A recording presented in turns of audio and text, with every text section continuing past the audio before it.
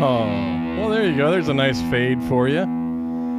Guys, thanks so much for watching. This is Brad with Main Stage Music. What we're doing is we are doing our vintage guitar voyage today.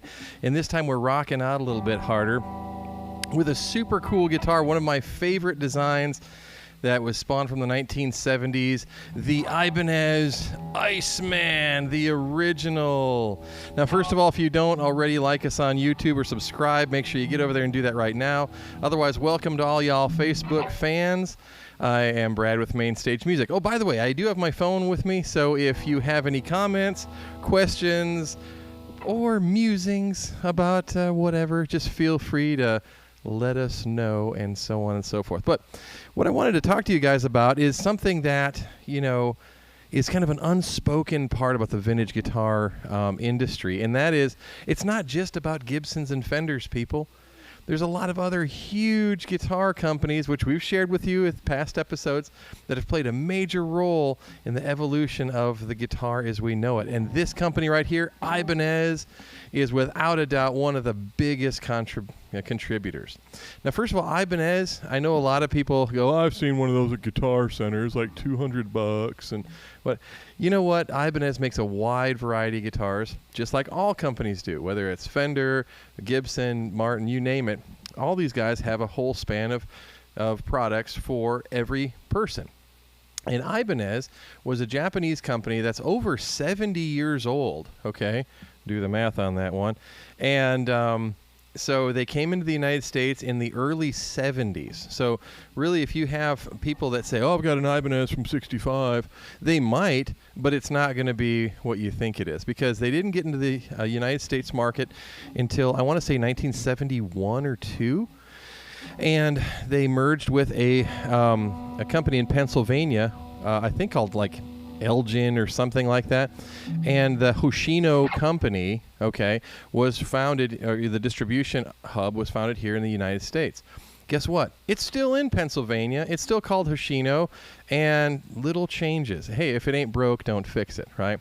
So anyways, in the 70s, a lot of these Japanese companies were effectively just making really good quality Japanese copies of already existing designs, okay? So if you guys have ever seen Les Paul that looks like a Les Paul, but on the headstock it doesn't say Les Paul, it says Love Rock or something like that. It's probably one of those 1970s copies that came out. And let me tell you something, they're very collectible. If you get a chance to play one, I say do it. If you don't want to buy it, don't, because you're really going to be mad that you didn't buy it, because they're great, okay? So anyways, Ibanez was one of those guys. They made these amazing Les Pauls, Flying Vs, basically copies of classic designs that we're all familiar with. But obviously they caught on fairly quick. People got mad, for good reason. It's their intellectual property.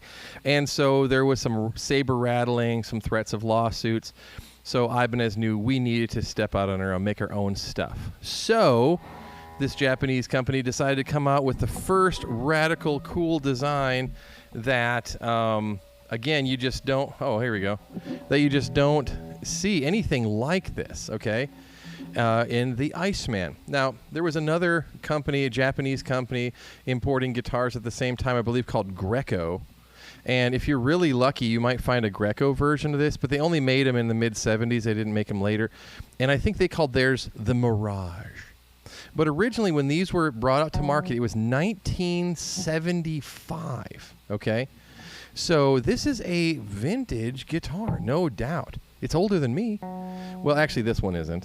I know, I'm old. But so these guitars were originally conceptualized in the mid-1970s, and they were called the Artist models. They had pretty boring numbers like the Artist 2663, you know, pretty forgettable things, and they made 3 varieties of them. They made a traditional dual humbucker like this, okay? Then they made a triple bucker. If you can imagine this, instead of just the normal humbucker shape, it had 3 coils. So it was immense. Like, I think they called it the IC400. And then they made one that was really bizarre. It had a plastic tray that would sit here with a humbucker that you could slide up and down in this tray. And really kind of goofy design. The double humbucker was kind of classic, made sense. You got easy to switch between neck and bridge tones. You're not sliding a pickup in between. The triple bucker, I have to say, I'm super intrigued with. If any of you guys have one, have seen one, or know where I can play one or buy one, I'm very interested in that. Anyways, getting back to what I was saying. These guitars had a few other style choices. The original ones had a goofy tailpiece. It was a faux tailpiece, which I thought was quite beautiful. Okay. But anyways, they only made those guitars for 2 years. They did not call them the Iceman back then. They called them the artist model because it's real artistic and beautiful and neat. It's very balanced looking and feeling. And it caught the eye of a very popular musician at the time named Paul Stanley. Now, for people who don't know who Paul Stanley is, you obviously have not been member of the Kiss Army. Paul Stanley is, of course, the lead singer of Kiss, guitar player, so on. And Paul Stanley said, I want a very cool guitar. I like this design, but I want to make it better in his eyes, okay? So he changed it around. He called it the PS10. He didn't call it the Iceman. He called it the PS10. And that was the Paul Stanley signature model. But the Iceman was still an existing model in the line. They didn't call it the Iceman until 1978, okay? So basically, this guitar they made in several varieties, really just in very few numbers from the mid-70s, and then by the early 80s, they had already discontinued it. It was always kind of a pricey guitar. Oh, do we have some comments?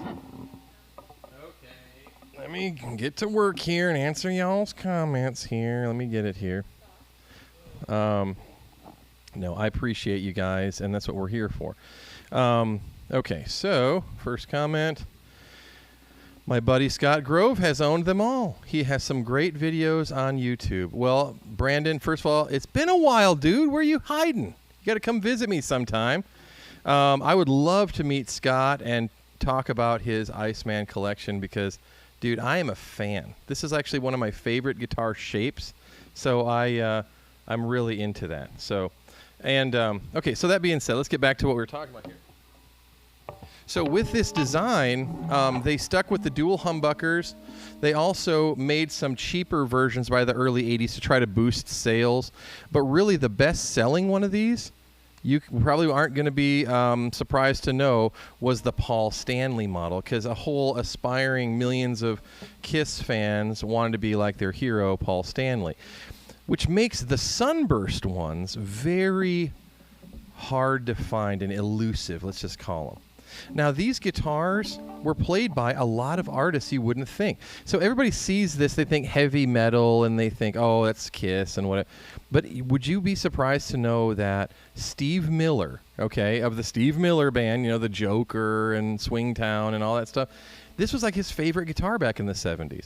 Now, he played an IC210 model, which was that big triple bucker model in the back. And so, yeah, Steve Miller played one of these. If you're a Tom Petty fan, which anybody who knows me knows I'm a huge Tom Petty fan, Tom and Mike Campbell were playing these during like the Hard Promises era. So they kind of figured them out kind of late in the game because, you know, Damn the Torpedoes was like the first big album, but they were seen with these guitars and were fans. So it's a guitar that when you play it, people notice you. And let me tell you something, they sound great. Now, this one right here is called the IC400. So this is probably the most, next to the Paul Stanley model, probably the most sought-after one. It has a flamed maple top. It has mahogany for the back and sides, bound body. Of course, a lot of neat little Ibanez features. It has these little grip wheels that they do on the pickups, or the pickup knobs here. So just set up like a Les Paul where you've got volume and tone for the neck and the bridge positions, okay? So I'm going to let you hear what it sounds like in each position. So we'll start with the neck position, okay? Now I've got this set on our Soundcraft mixer. We put it on like an 80s lead tone because, hey, why not, right? So you can hear that the neck position has a real thick and creamy sound, which would be...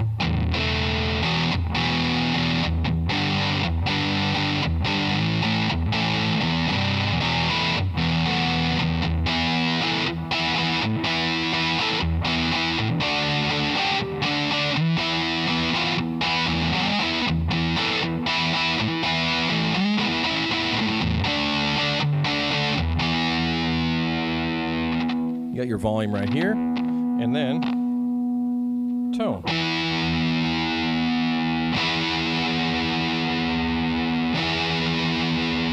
Now you switch down to the bridge position. Listen to this.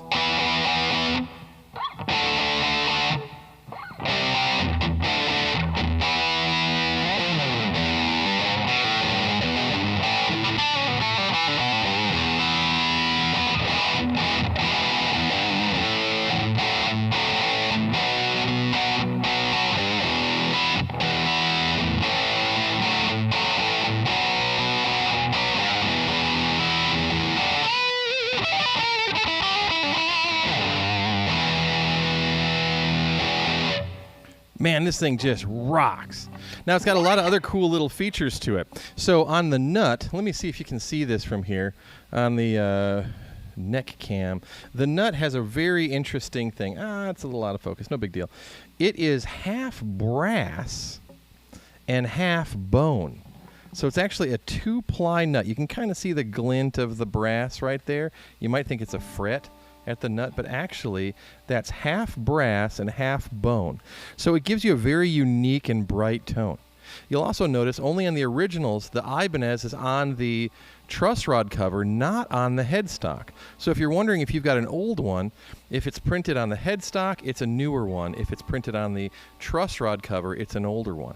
This also features the flying finger pickups. I know you can't really see, but you can see that these pickups have a embossed nature to them right here. And what it has is it's a bizarre little cartoon of a hand, okay, that's kind of like this, and then there's butterfly wings behind it. So they call it the flying fingers. And, oh, look at that, air conditioner. Anyways, and so with that, it's a very identifiable thing that they did back in the 70s. So then, a couple other neat little things about this guitar here. The only thing that's not original about it is the tuning machines. The original owner had scrapped the original tuning machines, which were triangular in shape and had pearl buttons, and moved it to these gold shallers. These are better quality tuners, but they're not original to the guitar. Otherwise, this guitar, dude, it holds up just as well 40 some odd years later as the day it was made. It is just such a great piece. It's got a great tone. Every time you pull it out, people are like, dude, that thing is so cool. I mean, even today, when I was restringing it, we had a new friend come in from, I want to say he said he was from Collegedale or Birchwood or something, Harrison or something like that. And he's like, dude, you want to sell that? I'm like, no. But, because here's the problem. So you might think, man, why haven't I never seen one of those? I've seen newer ones. Because in 1978, you want to know how many of these they made? They only made 117. In 1979, they made 56.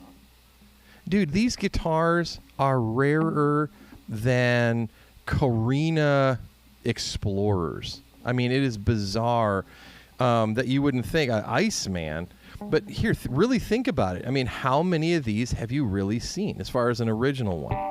And I'll tell you, this is one of those pieces that needs more recognition in the vintage market. But I'll tell you, rockers already know about them. It's kind of a closely held secret and so on. But I love Ibanez guitars. We're obviously a big Ibanez supporter and dealer at Mainstage, including the higher-end Japanese and prestige stuff, which if you haven't played them, oh man, you are missing out. They're so choice.